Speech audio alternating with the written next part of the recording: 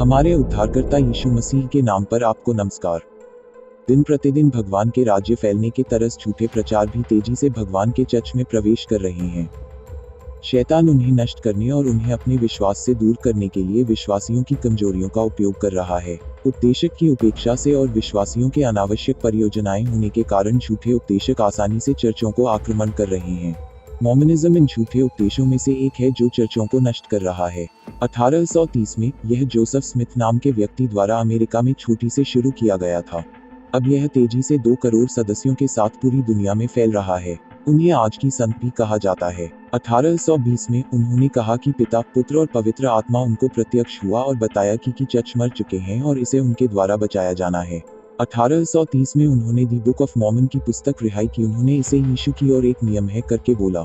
इसे साबित करने के लिए उन्होंने एक और कल्पित कथा कहा, जोसेफ स्मिथ की कल्पित कथा। 1823 में 21 सितंबर की शाम जब मैं अपने कमरे में था, एक तेज रोशनी आई। उसमें मोर्नई के बेटा मॉर्मन पुनर्जीवितों के महिमा का शरीर से, सफेद कपड़े से, हवा में खड़े होकर प्रत्यक्ष हुआ।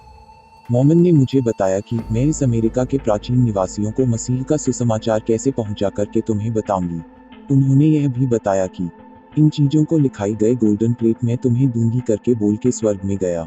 ये चीजें किसी को नहीं दिखानी चाहिए, अगर दिखाया तो तुम मर जाएगा। जो केवल वह उन लोगों को चुने गए हैं सिर्फ उनको दिखाना चाहिए करके बोल के स्वर्ग में गया। जोसेफ स्मिथ ने कहा, मुझे सपना भी आया था कि वो गोल्डन प्लेट्स कहाँ हैं। उन दूत ने उन्हें दूसरी भाषाओं को अनुवाद करने के लिए बोला है करके स्मिथ ने कहा। अनुवाद के बाद 11 सदस्यों को दिखाई और फिर मैंने उन्हें दूत को लौटाया करके कहा।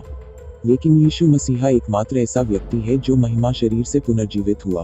केवल मसीह पहले फल के रूप में पुनर्जीवित हुआ, बाद में मसीहा आने के बाद मरा हुआ लोग पुनर्जीवित होंगे। स्मिथ ने इस पुस्तक का रिहाई किया और कुछ अनुयायियों को बनाया। कुछ समय बाद उन्हें यहू शहर के मेयर के रूप में चुना गया था। पैसे के साथ राजनीतिक ताकत भी उनके जुड़ गई थी। बड़े बड़े चर्चों को भी बनाया। अपने उपदेशों को विरोध करने वाले लोगों का मुंह बंद कर देता था।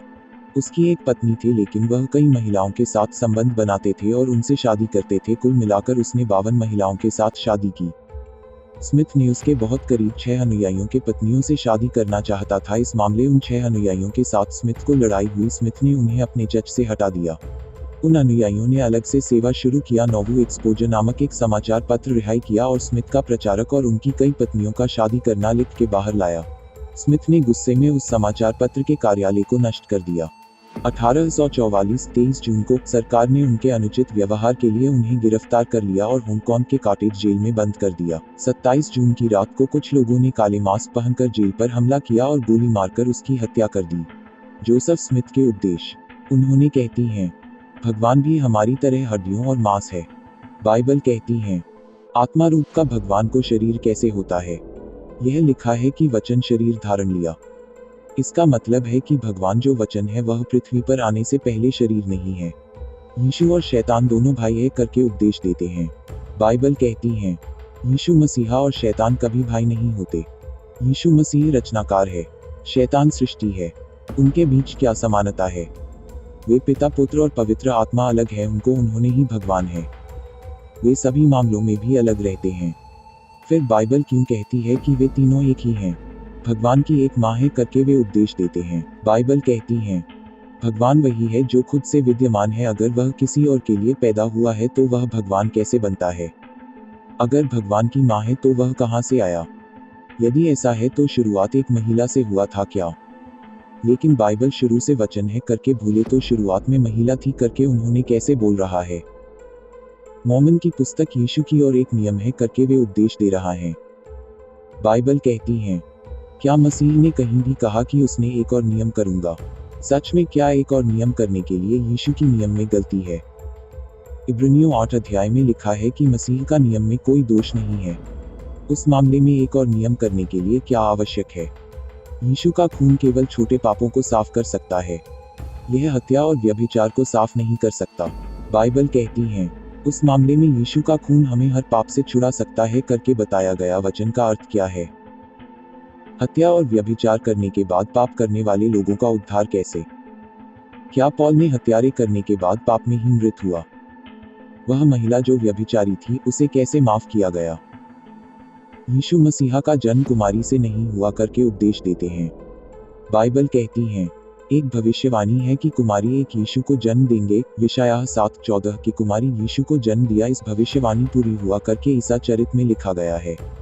नबी के रूप में जोसेफ स्मिथ को स्वीकार किए बिना कोई उद्धार नहीं है करके वे उपदेश देते हैं। बाइबल कहती है, सच में उद्धार और जोसेफ स्मिथ के बीच क्या संबंध है? हमें कैसे विश्वास करना चाहिए कि जोसेफ स्मिथ को नबी रूप में जो कई झूठा भविष्यवाणी बताया था? लोगों का उद्धार केवल मसीह में विश्वास रखने से होगा, लेकिन मनुष्यों को स्वीकार करने से नहीं। यदि आपने मृत व्यक्ति के लिए बपतिस्मा लिया तो मृत व्यक्ति स्वर्ग चला जाएगा करके वे उपदेश देते हैं।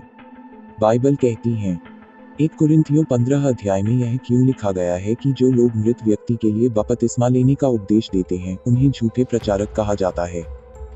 भगवान वहाँ कई हैं करके वे उपदेश देते हैं।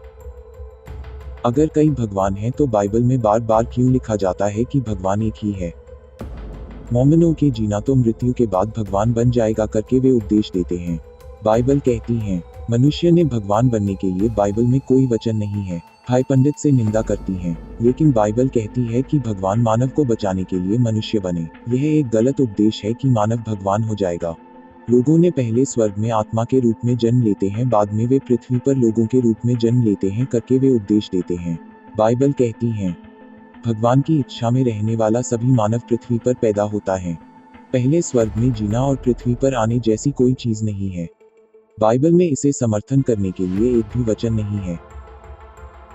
मोमिन की पुस्तक में लिखे गए लेमनाइट्स और निफाइट्स की इतिहास पूरी तरह बाइबल से अलग हैं। इसलिए पुरातत्वविदों ने जिन मोमिन की खुदाई की है और इसे वास्तविक साबित करने के लिए मोमिन की पुस्तक पर शोध किया था, तब उन्हें इस पुस्तक में लिखे गए मामलों का एहसास हुआ कि किताब झूठी है और उन्होंने इसे छोड़ दिया। उनकी 57 भविष्यवाणियों में से 52 भविष्यवाणियां पूरी से झूठी भविष्यवाणियां हैं। जो लोग उनका अनुसरण करते हैं वे कई बाइबल की विरोधाभासी उपदेश देते हैं। वे विशाल और महंगे चर्चों का निर्माण करके ईसाइयों को आकर्षित करते हैं। अपने झूठे उपदेशों को फैलाने के लिए वे एक देश से दूसरे देश में मिशनरियों को भेजते हैं, क्योंकि लोग विदेश से उपदेश देने के लिए उत्सुकता से सुनते हैं। शायद आपने पहले ही विदेशियों को देखा होगा जिन्होंने सफेद शर्ट और काली पैंट पहनी थी। पहले से ही उन्होंने हर शहर में चर्चों का निर्माण किया है। जो लोग मसीह से विरोध जा रहा है उन लोगों को कम से कम नमस्कार ना कहो।